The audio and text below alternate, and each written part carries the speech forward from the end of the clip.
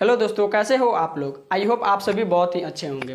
तो आज की इस वीडियो में हम प्रूफ करने वाले हैं दर्पण फॉर्मूले को, जो कि बहुत ही आसान तरीके से हम आपको प्रूफ करना सिखाएंगे। अगर आप इस पूरे वीडियो को देख लेते हो तो इस वीडियो को देखने के बाद आप किसी दूसरे बच्चे को भी आप प्रूफ करना सिखा सकते हो। ये हमारा 100% गारंटी है। तो आइए देखते हैं कैसे प्रूफ किया जाएगा। सबसे पहले तो हमने यहाँ पे अवतल दर्पण से एक प्रतिबिंब का निर्माण कराया है, जो कि यहाँ पे वस्तु हमने रखा है। यहाँ से एक किरण लिया है जो कि मुख्य अक्ष के समानांतर गया है और दर्पण से परावर्तन के बाद फोकस से लौटा है। दूसरा हमने किरण यहाँ से लिया है, फोकस पर किरण लिया है। तो फोकस पे जब कोई भी किरण आता है तो दर्पण से परावर्तन होने के पश्चात क्या होता है, तो मुख्य अक्ष के समानांतर हो जाता है। ये बेसिक चीज़ें हैं प्रतिबिंब का निर्माण कराना। अगर आप नहीं जानते हो तो वीडियो में कमेंट कर दीजिएगा। इसके लिए भी सेपरेट वीडियो एक हम आपके लिए बना देंगे। और इसका क्या किया, हम नाम रख दिया यहाँ पे m, इसको p रख, इसको m रखे हैं, इसको n रखे हैं। और यहाँ पे जो वस्तु रखे हैं a, इसको ये जो वस्तु रखे हैं इसका नाम a b रखे हैं। जो प्रतिबिंब बना है, जब दो किरणें एक दूसरे को जहाँ पे कट करती है वह उस वस्तु का प्रतिबिंब होता है। तो यहाँ पे कट की किरणें, तो ये प्रतिबिंब बना है। तो इसका नाम a डैश b डैश रखे हैं और वस्तु का नाम a b रखे हैं। इसको प्रूफ कैसे करेंगे, तो यहाँ पे देखिए, सबसे पहले हमें ये दोनों त्रिभुजों को समकोण बनाना होगा। तो ये समकोण कैसे बनेंगे, तो इसके लिए हम यहाँ पे एक डॉट लाइन द्वारा इसको दिखा देंगे।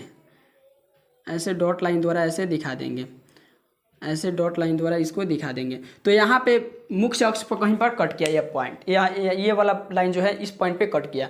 तो ये वाला पॉइंट और ये वाला पॉइंट बहुत ही ज़्यादा नज़दीक है। हम चाहें तो इस पॉइंट का भी नाम रखकर इसको प्रूफ कर सकते हैं, लेकिन नहीं, क्योंकि बाद में हमें P लिखना पड़ेगा, इसलिए इसको ऐसे ही छोड़ देते हैं। इस पॉइंट को P मानकर हम सॉल्व करेंगे। तो आइए सबसे पहले कैसे सॉल्व, आखिर इसको कैसे प्रूफ किया जाएगा। तो प्रूफ करने का काम कैसे करेंगे, तो दो त्रिभुज को लेंगे। सबसे पहले हम इस वाले त्रिभुज को और इस वाले त्रिभुज को, इन दोनों त्रिभुज को हमें समरूप सिद्ध कर देना है। इन दोनों त्रिभुज को समरूप सिद्ध करना है। समरूप त्रिभुज का कब सिद्ध हो जाता है, जब दोनों त्रिभुज का कोई दो कोण बराबर हो जाए, तब त्रिभुज क्या होता है, तो समरूप होता है। तो यहाँ पे इस वाले त्रिभुज का कोई दो कोण और इस वाले त्रिभुज का कोई दो कोण आपस में बराबर कर देंगे, तो ये दोनों त्रिभुज क्या हो जाएंगे, तो समरूप हो जाएंगे। तो आइए देखते हैं कौन कौन सा एंगल बराबर होता है इनका। यहाँ पे देख रहे होंगे आप, ये वाला एंगल और ये वाला एंगल आपस में इक्वल है, यानी कि बराबर है। तो एक एंगल तो मिल गया हमें, दोनों में बराबर दिख रहा है। दूसरा एंगल कौन बराबर होगा, तो ये वाला 90 डिग्री पर है। इस वाले त्रिभुज में ये वाला 90 डिग्री का है और इस वाले त्रिभुज में ये वाला 90 डिग्री का है। तो ये दो कोण हमें मिल गया जो कि क्या है, दोनों में इक्वल है। तो दो कोण जब बराबर हो जाए किसी भी त्रिभुज का, तो वो दोनों त्रिभुज क्या होते हैं, एक दूसरे के समरूप होते हैं। तो यहाँ पे सबसे पहले हम लिखेंगे इसको कि त्रिभुज ABF में और त्रिभुज NPF में लिखेंगे। त्रिभुज ABF और त्रिभुज NPF में इतना हमें लिखना है। अब क्या करेंगे, जो कोण हमें इक्वल दिखाई दिया है उसमें, यानी कि बराबर दिखाई दिया है, उसको हम क्या करेंगे, लिख देंगे वहाँ पे। तो हमने सबसे पहले ये कोण देखा था, ये कोण बराबर होता है। क्यों बराबर होता है, तो ये दोनों जो होते हैं सम्मुख कोण होते हैं, सम्मुख कोण होता है, यानी कि शीर्षाभिमुख कोण इसको बोला जाता है, ठीक है। यानी कि सम्मुख कोण होता है, ये दोनों बराबर होते हैं। सम्मुख कोण क्या होते हैं, एक दूसरे के बराबर होते हैं। लिखेंगे कोण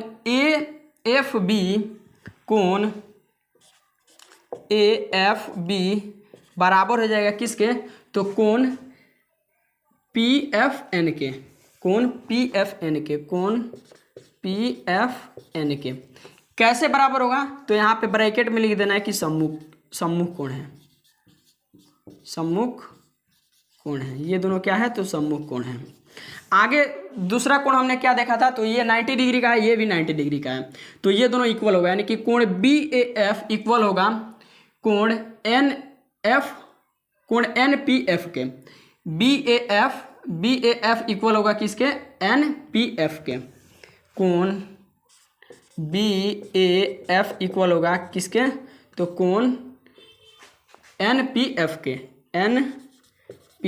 के इक्वल होगा। कैसे इक्वल होगा, तो ये दोनों क्या है, तो 90 डिग्री है, 90 डिग्री से इक्वल होगा।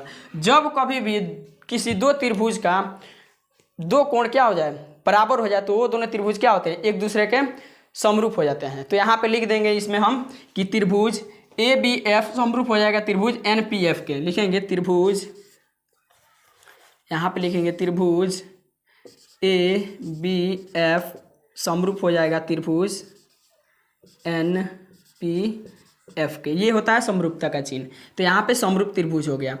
अब समरूपता का प्रॉपर्टीज क्या होता है? तो समरूपता का प्रॉपर्टीज होता है कि अगर दो त्रिभुज जो है एक दूसरे के सम्मुख अगर समरूप सिद्ध हो जाते हैं तो उन दोनों के संगत भुजाओं के अनुपात बराबर होते हैं। यानी कहने का मतलब इस वाले ये दोनों त्रिभुज तो हमने सिद्ध कर दिया समरूप, तो इन दोनों त्रिभुज का संगत भुजाओं का अनुपात क्या होगा? तो बराबर होगा। यानी कि इसके लंब और इसके लंब से भाग देंगे और इसके आधार को इसके आधार से भाग देंगे तो ये दोनों बराबर होंगे। इसका लंब क्या है? AB है, इसका लंब NP है। इसका लंब AB है और इसका लंब NP है, NP। ये किसके बराबर होगा? तो उन दोनों के आधार के भाग के बराबर होगा। तो इसका आधार क्या है? तो AF है, इसका आधार PF है। इसका आधार AF है और इसका आधार क्या है? तो PF है। और इसको हम मान लेंगे समीकरण 1। ठीक है, आशा करता हूं कि इतना दूर आपको अच्छे तरीके से समझ में आया होगा। तो एक त्रिभुज तो हमने लेकर इसको समरूप सिद्ध किया और इसके संगत भुजाओं का अनुपात भी बराबर कर लिया और इसको समीकरण 1 नाम रख दिया। अब हमें दो और त्रिभुज चाहिए। इसको इन दोनों को तो हमने समरूप सिद्ध कर दिया। अब इन दोनों को सॉल्व करना है। इन दोनों त्रिभुजों को भी हमें समरूप सिद्ध करना है।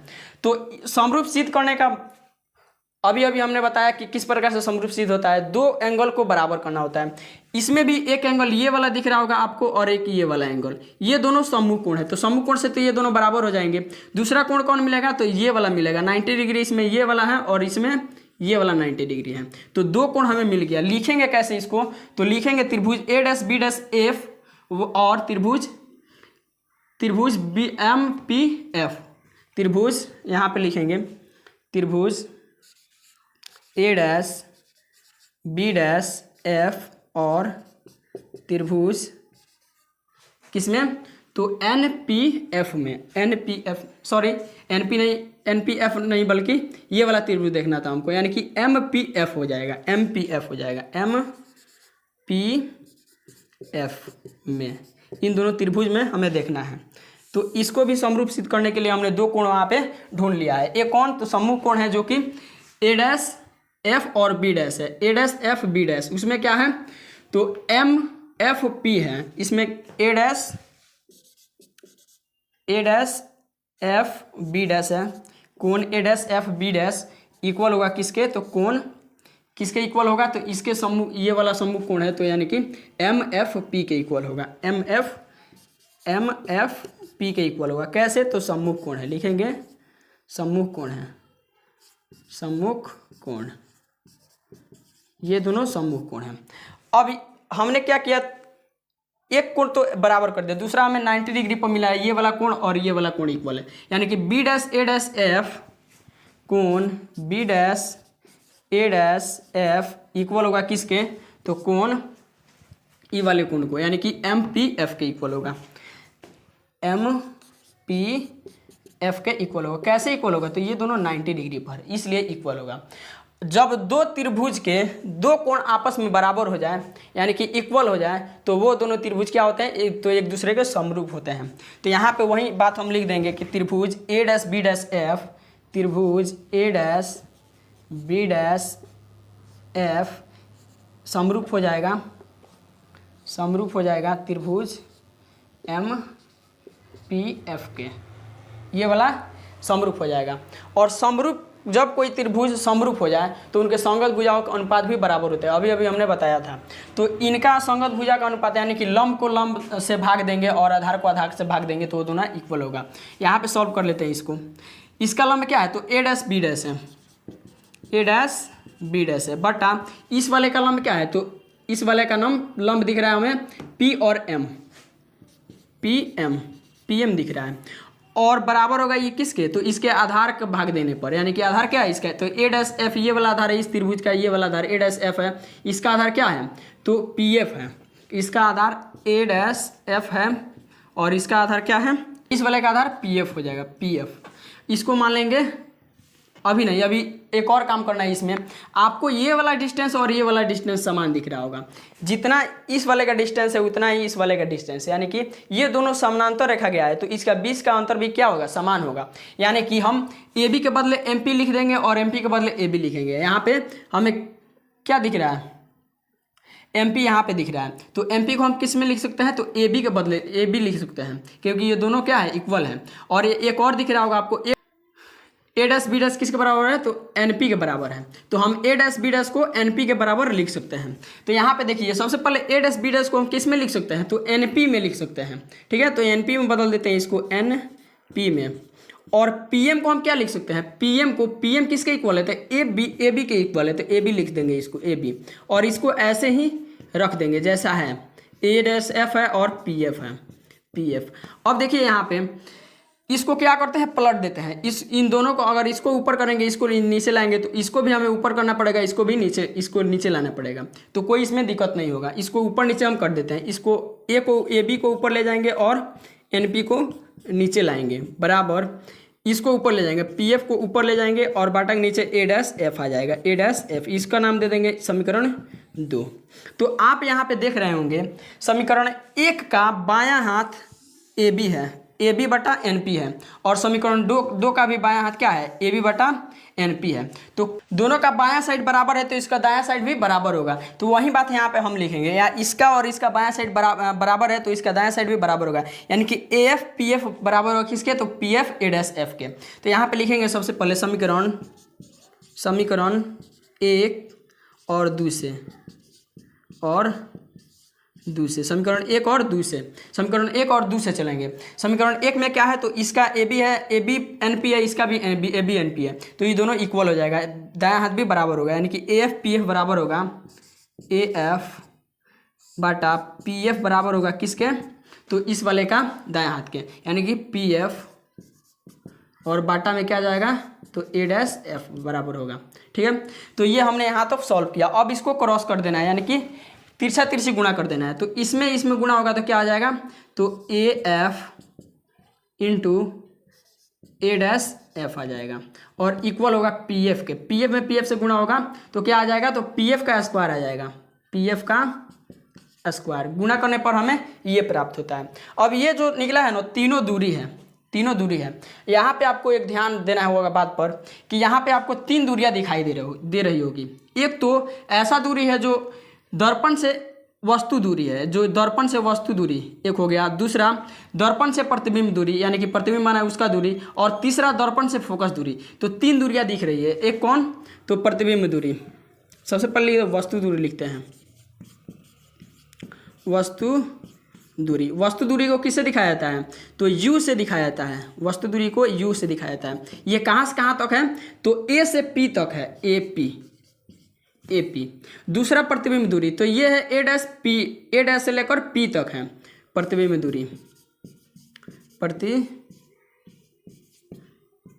दूरी, ये कहाँ से कहाँ तक है, तो ये है A dash P, A dash से लेकर p तक है।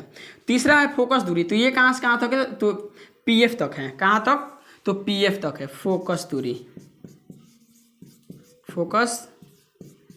ये फोकस दूरी को किससे दिखाया जाता है, इसको पहले लिख लेते हैं, ये वाला नहीं लिखे। प्रतिबिंब दूरी को भी से दिखाया जाता है, और ये ए डैश पी था, और इसको कैसे दिखाया जाता है, तो इसको एफ से दिखाया जाता है, और ये कहाँ से कहाँ तक है, तो पी एफ तक है, पी से एफ तक है, पी एफ। अब हमें ये 3 दूरियाँ दिख रही है, और इसमें रखना है उन दूरियों को। तो ए एफ कोई इसमें दिख रहा है, तो ए एफ कोई ऐसा डिस्टेंस ही नहीं है जो इसमें दिख रहा है। तो ए एफ पहले देखेंगे इसमें कहाँ पर है, तो ए एफ दिखाई दे रहा होगा आपको कि ए एफ, ये वाला दूरी ए एफ है।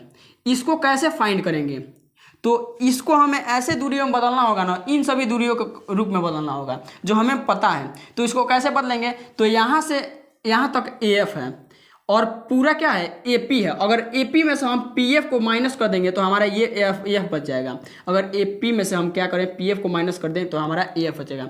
जैसे कि समझिए थोड़ा सा, यहाँ पे मान लीजिए ये वाला क्या है, रेखा है, यहाँ पे क्या है, पी है, और इस वाले पॉइंट पर एफ है, और इस वाले पॉइंट पर ए है। हमें क्या करना है, हमें ये वाला ज्ञात करना है, ये वाला ज्ञात करना है, ये वाला।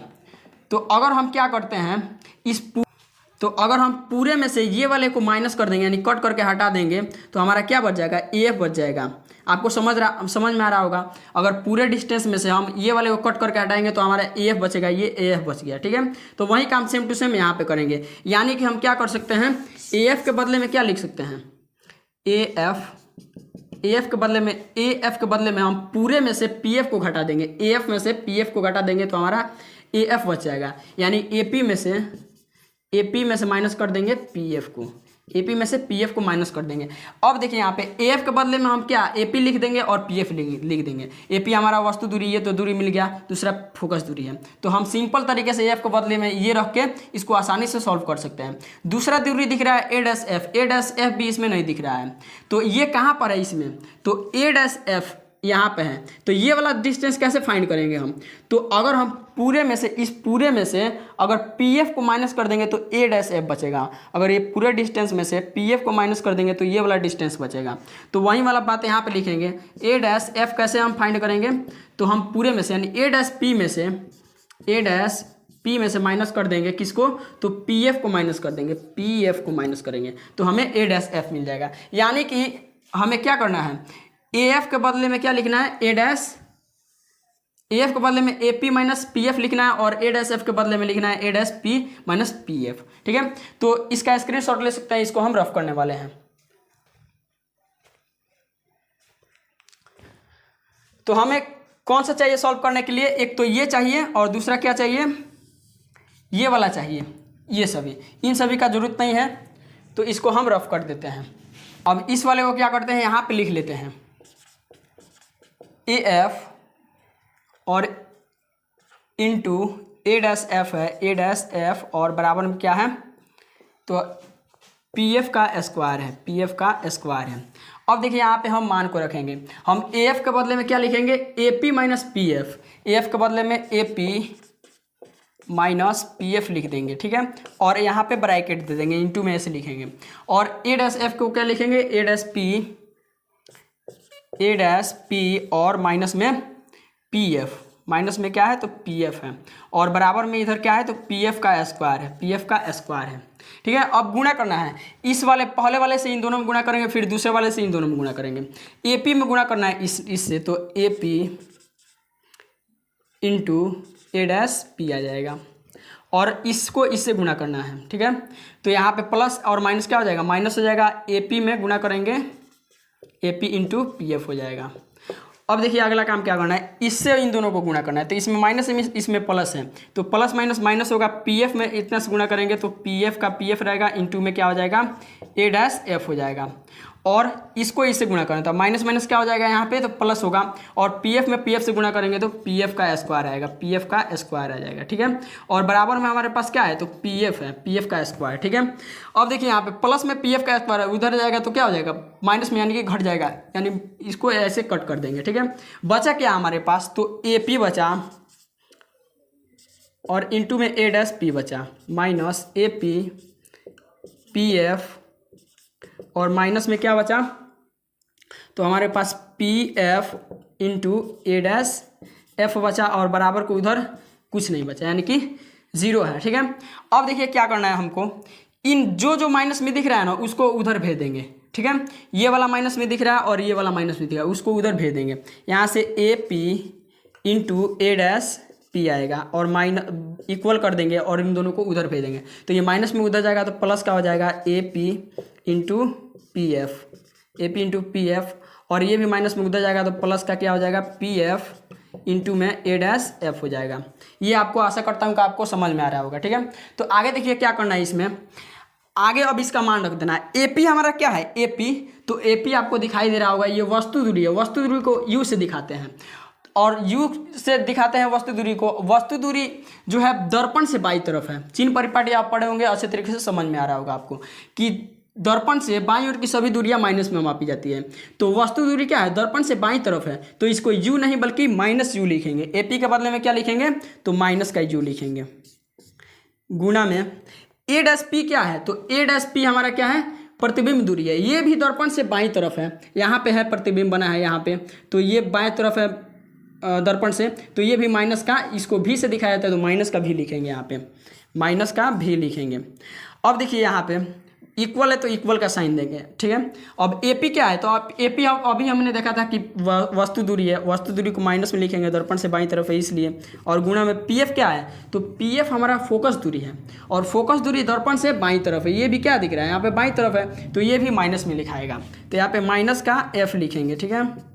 अब देखिए क्या करना है, प्लस का प्लस देंगे, पीएफ क्या है, तो हमारा अभी अभी हमने देखा कि माइनस का एफ हो जाएगा, यानी कि फोकस दूरी है, और गुणा में ए डैश एफ क्या है, तो प्रतिबिंब दूरी है, और प्रतिबिंब दूरी दर्पण से बाईं तरफ है इसलिए माइनस का भी लिखेंगे। इसको आप सॉल्व करना है, माइनस माइनस प्लस हो जाएगा, यू में भी से गुणा होगा तो यू भी आ जाएगा, equal minus plus minus minus plus हो जाएगा, यू में एफ से गुणा होगा तो यू एफ आ जाएगा, और प्लस का माइनस माइनस प्लस हो जाएगा, और एफ में भी से गुणा होगा तो एफ भी आएगा, एफ भी आएगा। तो ये रहा हमारा दर्पण फार्मूला। लेकिन हम दर्पण फार्मूले को इस रूप में नहीं देखते हैं, हम किस रूप में देखते हैं, तो इस वाले रूप में, यानी कि 1/f बराबर 1/v प्लस 1/u के रूप में। तो इसको ही चलिए हम कन्वर्ट करके आपको दिखाते हैं कैसे कन्वर्ट होता है। इसका स्क्रीनशॉट ले सकते हैं आप। चाहिए अब हमको ये वाला, इसका जरूरत नहीं है, ठीक है, इसको हमें कन्वर्ट कर देना है। तो सबसे पहले हम क्या करेंगे, इसको यहाँ पे उतार लेंगे, u v और बराबर u f, और प्लस में क्या है, तो हमारा f भी है, f और v है। अब इसको हमें क्या करना है, दर्पण सूत्र में बदल देना है। तो दर्पण सूत्र में बदलने के लिए क्या करेंगे, इसमें दर्पण सूत्र में क्या होता है, ऊपर में सभी में ए होता है, तो कोशिश करेंगे ऐसा करने के लिए कि इसमें सब में एक आ जाए, यानी कि एक कहने का मतलब ये सब कट जाए। तो अगर हम क्या करेंगे, दोनों तरफ u भी f से भाग देंगे, दोनों तरफ u भी f से भाग देंगे, तो क्या होगा, हमारा दर्पण सूत्र प्रूफ हो जाएगा। तो लिखेंगे दोनों तरफ u भी और f से लिखेंगे भाग देने पर, तो इसमें u भी है इधर, और u भी f से भाग देंगे, इसमें बराबर u f है, इसमें भी u भी f से भाग देंगे, u भी f से भाग देंगे, प्लस में f और v है, इसमें भी u भी f से भाग देंगे। तो यहाँ पे u भी से u भी कट जाएगा, f बचेगा, u f से u f यहाँ पे क्या होगा, कट जाएगा, v बचेगा यहाँ पे, और f u से क्या होगा, f और v से क्या होगा, v कटेगा, u बचेगा यहाँ पे। तो यहाँ पे 1/, ये एक बार में कटा है तो 1/f यहाँ पे बचेगा, और बराबर में यहाँ पे बचा है v, यानी कि 1/v बचेगा, और प्लस का यहाँ से 1 आया और यहाँ पर u है। तो ये रहा हमारा दर्पण सूत्र, यहाँ पे हमने प्रूफ कर दिया दर्पण सूत्र। अगर वीडियो अच्छा लगा तो वीडियो को लाइक कर लीजिएगा और चैनल को भी सब्सक्राइब कर लीजिएगा, क्योंकि हम आपको 9th 10th से रिलेटेड टॉपिक वाइज क्वेश्चन आपके लिए कराते रहते हैं, और अपने दोस्तों के पास शेयर ज़रूर कीजिएगा। चलिए मिलते हैं अगले वीडियो में, तब तक के लिए जय हिंद।